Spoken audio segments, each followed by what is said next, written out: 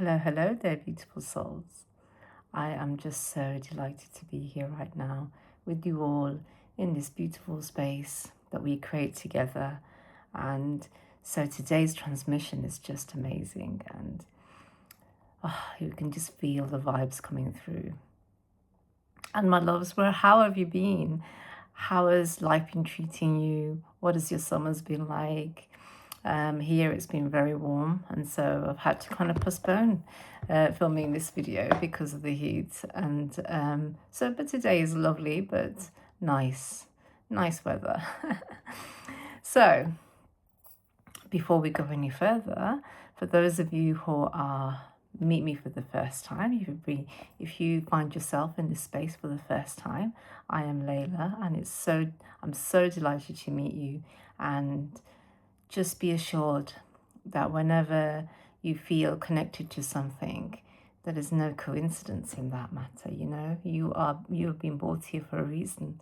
And today we're talking about Merbeings, Merbeing soul lineages. And so here we are today. And I'm so excited to be sharing all this amazing knowledge that came through. And this time round, this one came through, and it was whilst I was driving. And it just all came through at once, and it was on the 7th of the 7th when it came through.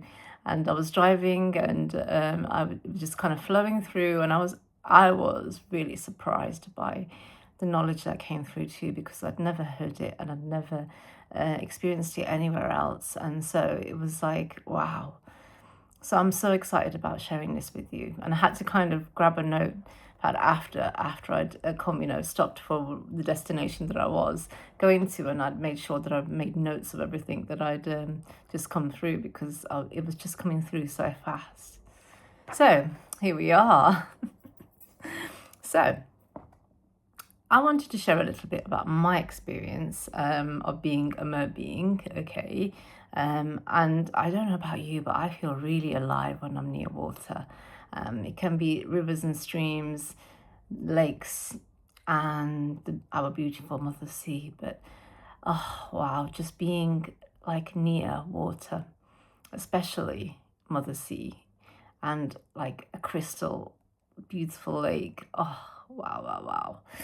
Something happens to me. It's like my veins or something happens right inside me, as if something is activating, okay? And I just feel so alive in that moment. And I'm just looking at so basically, if I feel that we just come back from Crete a couple of weeks ago, and I've just been immersed in Mother Sea, the Aegean, and wow, the energies that I'm basically sharing those energies with you now, okay? So basically, my experience of being a merbeing, now I have wanted to be able to swim in the sea since I was a child.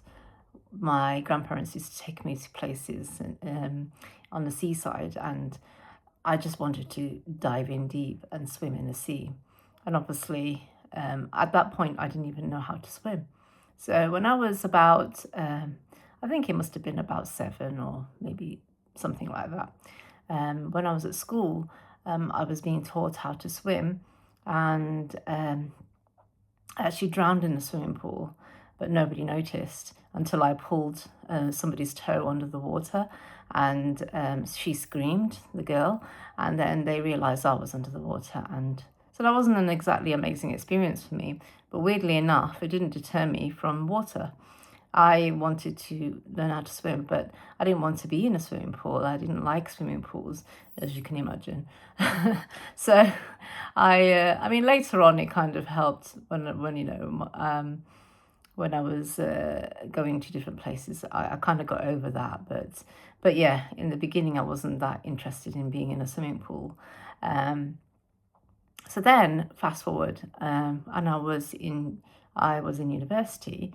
I was 18, and I decided that I was going to go into the sports centre of the university, and I decided I was going to, that day, swim. There was nobody in the swimming pool, there was just me. And I decided, somehow it came into my mind that I should treat the water as if it's a piece of music. And so I'm going to be dancing like in the rhythm of the water. And that's how I'm going to move my body.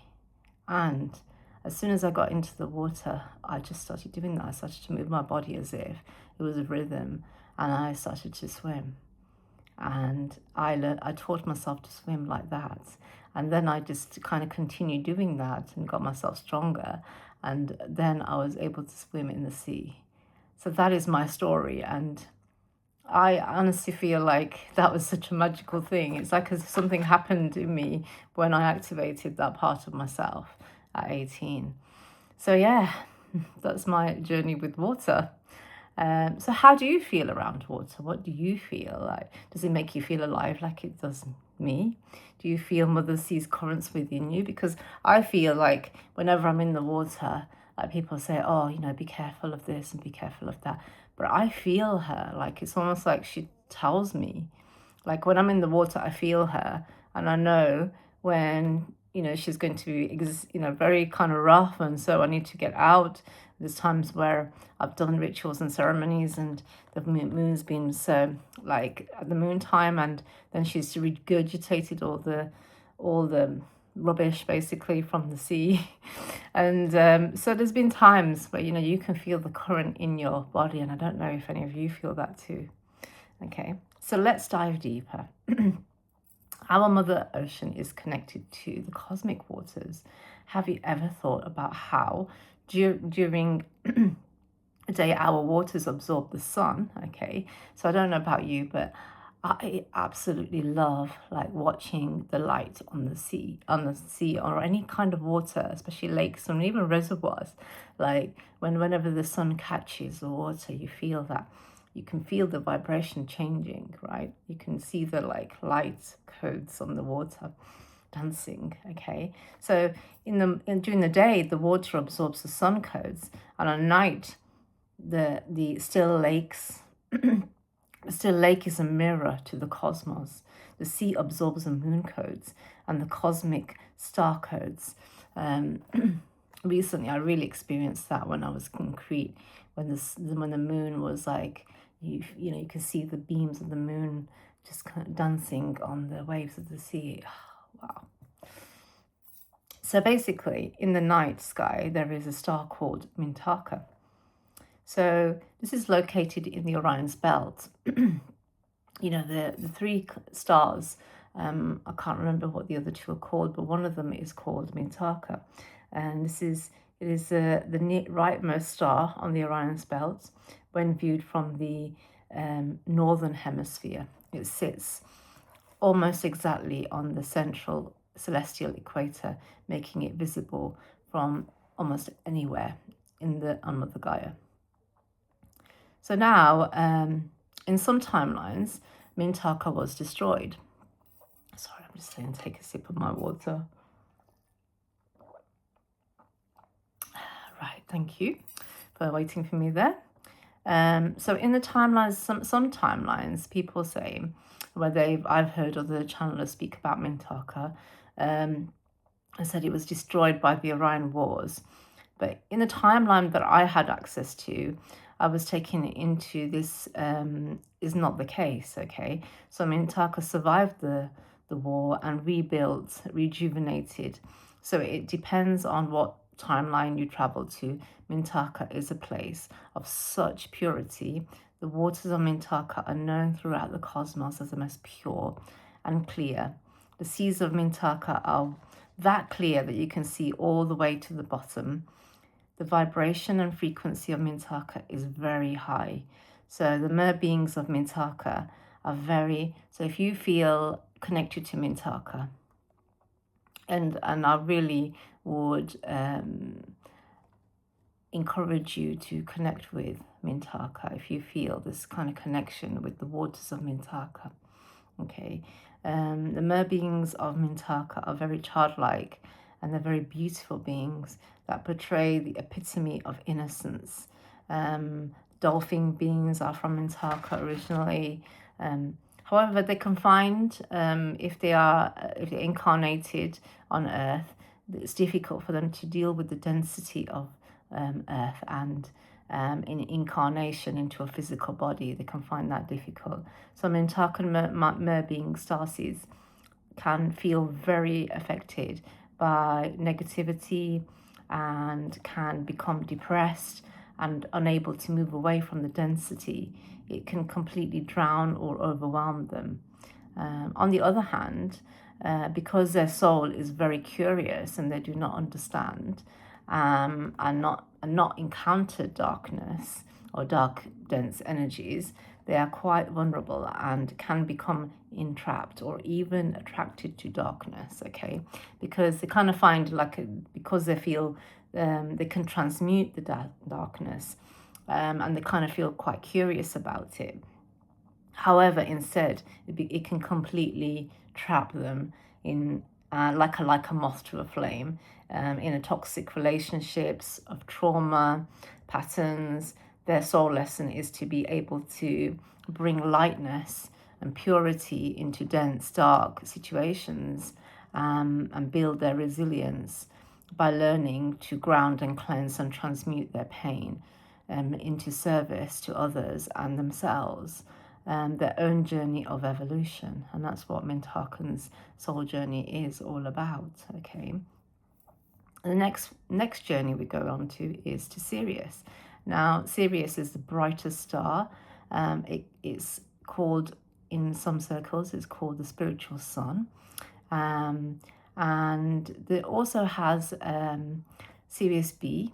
Okay, so the Sirius A, the Sirius is the big star, and Sirius B is who we're talking about today. Okay, and some say there's a Sirius C too, which we cannot see with the naked eye, and even with a telescope. So it's been confirmed in some indigenous people who know of Sirius C. Okay, so Sirius B is a water world, and it is a very different to Mintaka, almost like the polar opposite in some ways, as it is a world of dark waters, not negative darkness, but the darkness of life, dark matter energy. Sirius B is connected to the galactic centers and the black holes of the cosmos. It is creative waters, the waters of the womb of the cosmos. The Merbeings of Sirius B are not like Mintakan Merbeings. They are not beautiful in the typical sense. They are less humanoid looking, with like jagged teeth, blue skin, hair that can look alive like creatures, okay, intense eyes. So this is a home and the origin of the octopus beings and the whales. They have their origins in Sirius B. Extremely intelligent beings. They are shapeshifters and can change form into almost anything because of their largely dark matter makeup. So if you can think of so to me, the character that came to me when they were showing me the Sirius B beings was Mystique from X-Men. I don't know if you've come across her, but she's like dark-skinned with, I think she's got like yellow eyes or orangey eyes, and would typically be a Sirius B being. So basically she can shapeshift into anything and anyone. Okay, so that's kind of the Merbeing from Sirius B. They are very shamanic in nature. You could describe their energies as the Merlin or the magician type, able to work with the elements and have the capacity for creativity and also clearing energy. Those Merbeings and starseeds from Sirius B have a real ability to work with very dense energetic clearing. They are able to perform exorcisms, okay, work really well with cleansing really dense and dark places and work with clearing of dense energies in people and places. Very much like the whales who cleanse the shorelines, Merbeings of Sirius B are able to clear pollutants, even chemical spillages, transmute chemicals from water and even the atmosphere, clearing heavily traumatic places without it affecting them on an energetic level. They can also almost like use their energies as technology in a way as well. And they can also clear the negative parts of technology, because a lot of the technologies, water is very much used for the technologies like AI and many different electrical and also crystalline kind of based technologies, because all of it has water. So basically, they are able to cleanse and be able to transmute energies from anything that is water related. Okay, so these are the next we talk about Merak. Okay, so Merak is a star in the Andromedan constellation, which is the gateway to the Andromedan galaxy. Okay, so Merak is a beautiful water world, and it is not only a water world, but it is also very much connected to the crystalline beings as well. The water world with land filled with crystals. The Merbeings of Merak are also basically they are also Pegasus beings. So they are water and air. Okay, they have a humanoid form and shapeshift into Merbeings and the Pegasus as well. So they're able to become both. Okay, Pegasus beings are able to travel anywhere in the cosmos, bringing divine messages and clearing grid lines. They're able to shapeshift into their environments to any place, languages, cultures. They are Merbeings that have incarnated on Earth and do not belong to any culture, place, or heritage. So basically the people that are incarnated, they probably don't feel like they belong to any kind of culture, place.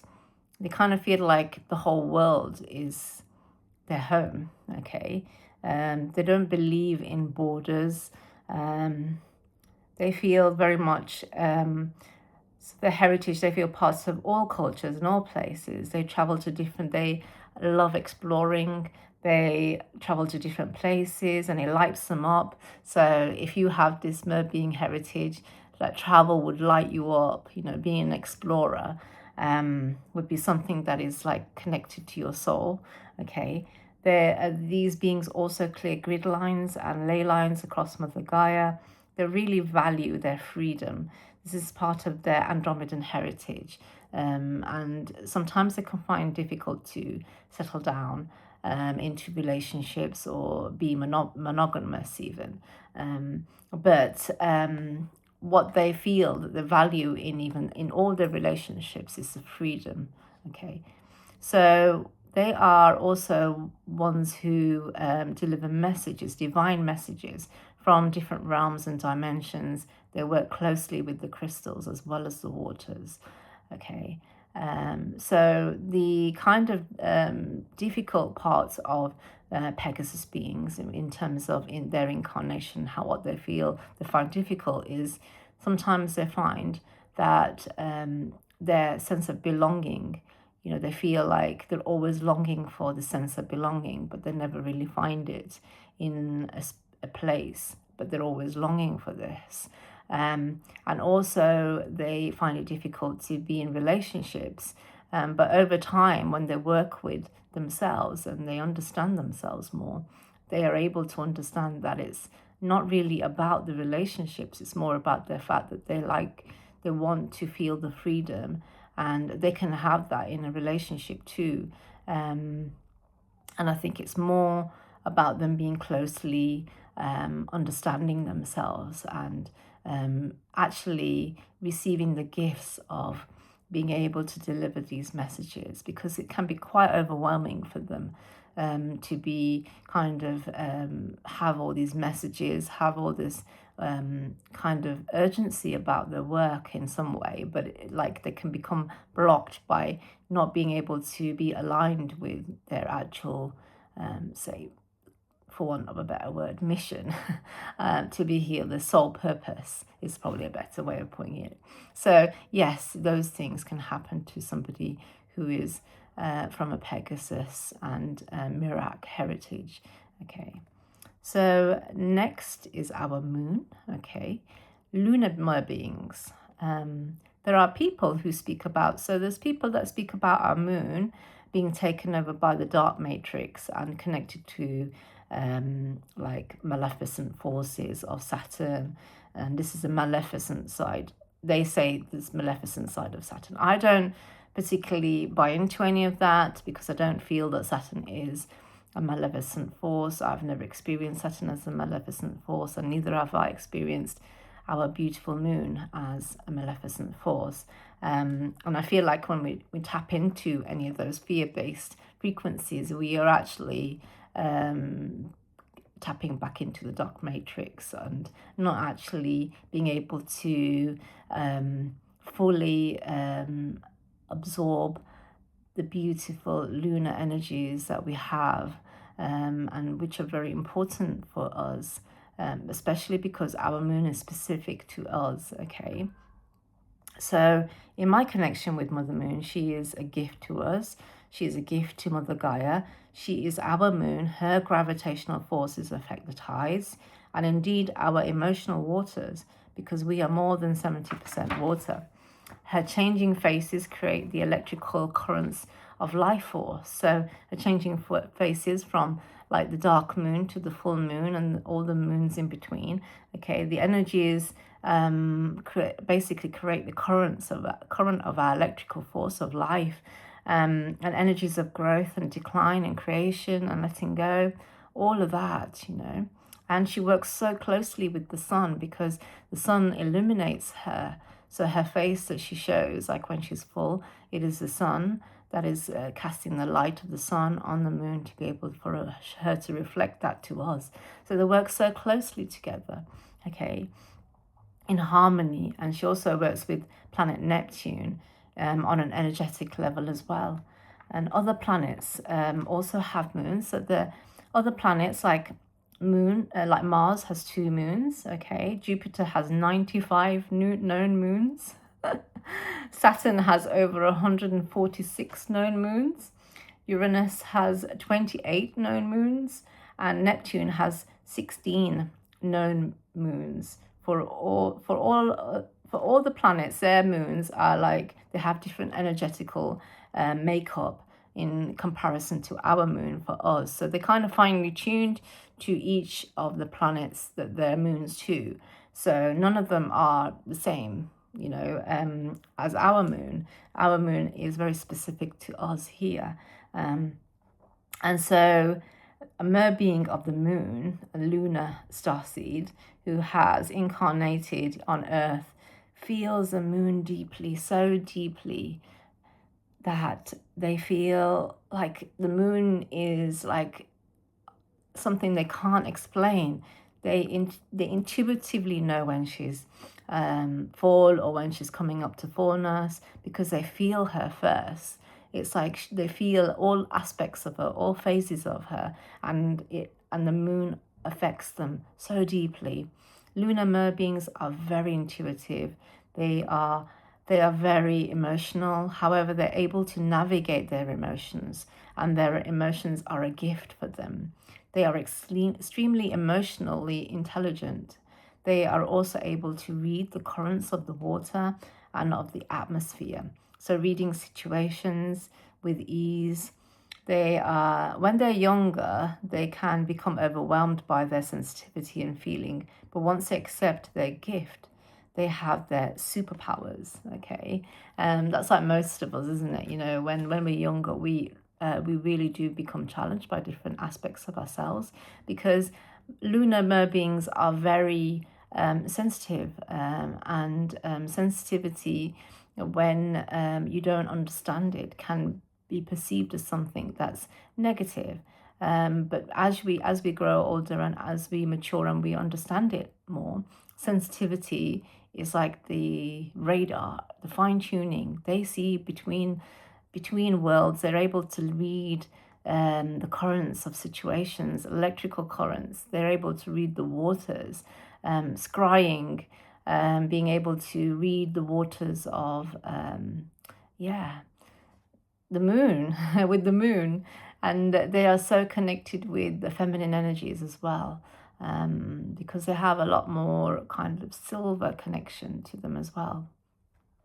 Okay, so the next one we're discussing is Neptune. Okay, so the consciousness, Neptune only came into our consciousness in 1846 when it was officially discovered. Neptune is connected to our consciousness, our collective consciousness. Neptune rules the unseen forces that connect our living things, melting away the ego so that we can experience oneness.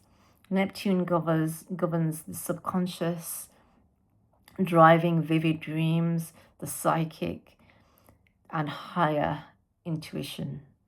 Neptune is our creative inspiration, channeling our imagination, influencing art, music, poetry, spiritual devotion. Neptune is the ruler energetically of the waters of all places. Okay. Those merbeings from Neptune are able to use high levels of intuition. They have the ability to read the Akashic records by connecting with the waters of the worlds. Much like scrying with water, they're able to astrally travel between the cosmos and the worlds. These merbeings are the oracles, the seers, the intuits, the the intuits. They bring messages from beyond the veil through to many places and in many ways. Like, for example, writing, art, music, they're able to perceive beyond the veils and connected to oneness source in a very tangible way. These merbeings in their younger age can find it difficult to maintain healthy boundaries, can also find it difficult as they see too much, and they can't manage the information they receive. They're like open portals, like having a direct connection to the cosmos, and so basically they find it very difficult, and they must learn to be grounded and rooted to their human incarnation. Otherwise they can get very swept away, okay, by the cosmic tides. And merbeings that have this connection to Neptune also find it hard to be in dense human body, because when they are in Neptune, they are in an ethereal, they're not in a form as such. Their merbeings are very liquid, like plasmic beings, because the whole of Neptune is a water-based kind of planet, but it's not like water how we see it in liquid form. It is like a vapor kind of water, like plasmic beings, and so for us it'd be like vapors, mist, almost like different colors. They're like different colors. So but them being incarnated into a human body can be quite a difficult process, okay. And so the whole point is for them to be able to almost like embrace their human incarnation, which they will find difficult to start with, but over time they will learn to love their human body, and so be able to kind of connect more to their humanness, and from that then they will be able to access even more of their Neptunian energies and soul lineages. Okay, so can you recognize yourself as any of these Merbeing star seeds? I would really love to know. I'd love to hear from you, which one has resonated with you, and which one, maybe it's several of them, maybe it's a few of them. As we conclude, but only this transmission, okay? What I'd like us to do is go into a meditation. Now, I'm just going to allow us to kind of get into this space, and just if you're wishing to kind of connect to this part of yourself, this Merbeing lineage, the part of you, the watery part of you that is connected to the cosmos and Mother Gaia. So if you wish to just connect with that part of yourself, just close your eyes and allow yourself to just relax. Take some deep breaths and drop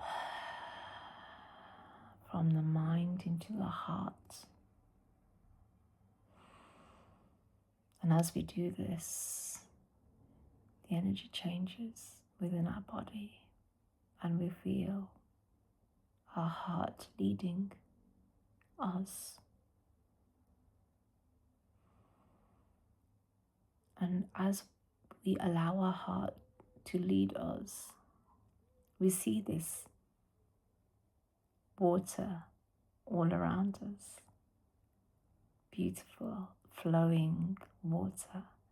It's almost as if you are underneath the sea, but you see the light all around you. The water interacting with the sun and the stars and the moon and Neptune and Merak and Mintaka and Sirius B. All of them like a cosmic dance. The energies playing in the water all around you. And as you are there in this beautiful, sublime water, you feel yourself floating underneath this water, just allowing yourself to be held by the beautiful water. And you just relax and allow all these energies to dance all around you, enveloping you, connecting with the DNA of your body. You feel them infusing your spine, working their way down the chakras, from your head to your feet. You feel their electric dancing energies fusing with your body. And there will be one or two or three, maybe all, singing to you, because you are part of everything, an unlimited being of source and love.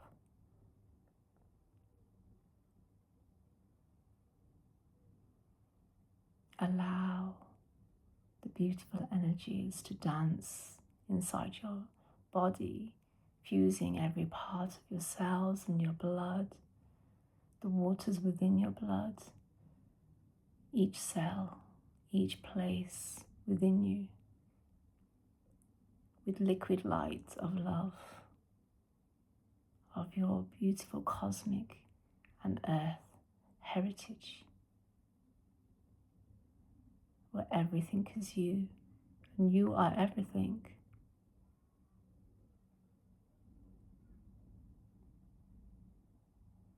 As you float in this beautiful, watery, sublime water.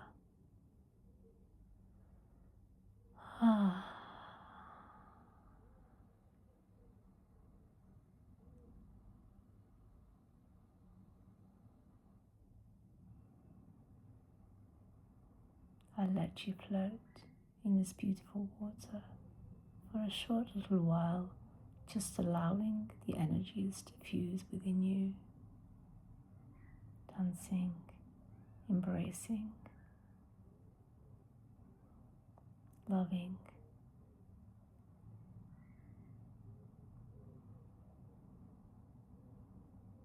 And then you will know when it is time. It's time to rise through the water towards the light as you come through. And you feel the ground beneath your feet.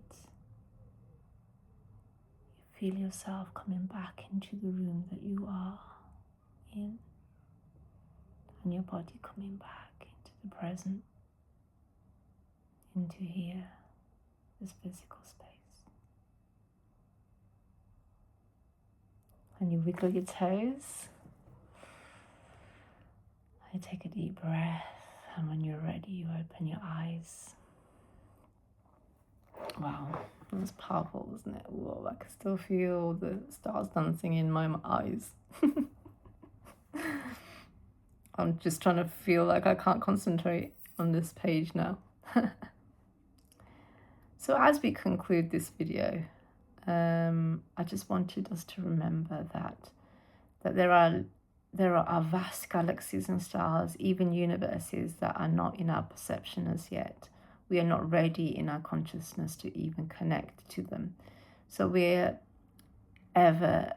always evolving, ever evolving, growing, and new stars come into our awareness. New stars are birthed even, growing. Galaxies are being brought into our consciousness. And so we're never still, we're always moving. Okay, so what we know now is something that is just the tip of the iceberg in some ways. Always remember that our cosmos is a living web. Stargates and wormholes connect places with each other. So all these places that I've spoken about with the Merbeings are all connected to each other like a living web. And we are more interconnected than we realize. We have been programmed here on Earth to think that we are alone, disconnected from our heritage within ourselves and with each other, and Gaia and Mother Gaia across the cosmos. So I really hope that you have enjoyed this video and this transmission and the meditation, and I so look forward to hearing all your stories about yourselves. In the comments, please share your stories, and also please like and subscribe. And if you have enjoyed this video, and we're going to travel to many different worlds and realms, and I have lots of videos of different places, and I think, well, they're telling me that the next point is going to be very much about the Stargate, the Lionsgate portal, which is coming up soon, and the links to Lyra and Leo, and our beautiful Sirius, and also to our beautiful sun. So we're going to have a massive kind of connection with all of that and the Stargate of the Lionsgate is such a pivotal point.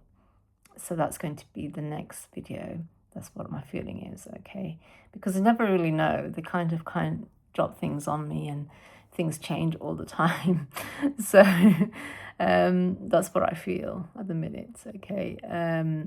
But if you would like me to explore more about specific places, and if you want to ask me different questions about different lineages and connections, I would love that. So please let me know if there's anywhere you would like to go, and we could explore that together.